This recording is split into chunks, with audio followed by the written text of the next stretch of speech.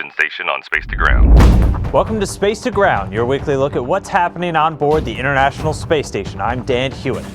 Wednesday brought a little unexpected excitement for the astronauts when early morning alarms indicated a possible ammonia leak on board the station. Just to be safe, all 6 crew members sealed themselves in the Russian segment while Mission Control sorted through the problem. Once it was clear it was a false alarm, the astronauts continued business as usual. And a lot of that business is unloading the thousands of pounds of cargo and experiments that just arrived on SpaceX's Dragon.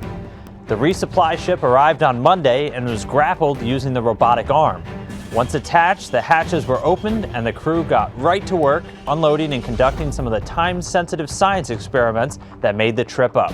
One of those experiments is on its second flight to space and is vital to keeping current and future space travelers healthy. The T-cell activation and aging study, activated by Samantha Cristoforetti on Tuesday, takes T-cells, a type of white blood cell, and analyzes them to help researchers create better measures to prevent disease in crew members during spaceflight. Understanding how immunity gets activated or suppressed will also help treat autoimmune diseases here on Earth. This week's question comes from our friends at Skyview Elementary, home of SVTV Channel 6 News. They wanted to know if the crew would be able to see a tsunami or volcanic eruption as it takes place.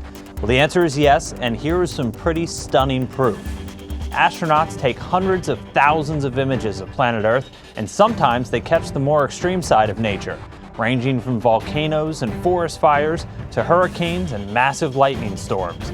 These pictures can also serve an important role in helping those affected down here on the ground, giving rescuers a unique view from 260 miles up. Make sure to keep sending your questions and comments using the hashtag #SpaceToGround. We'll see you next week.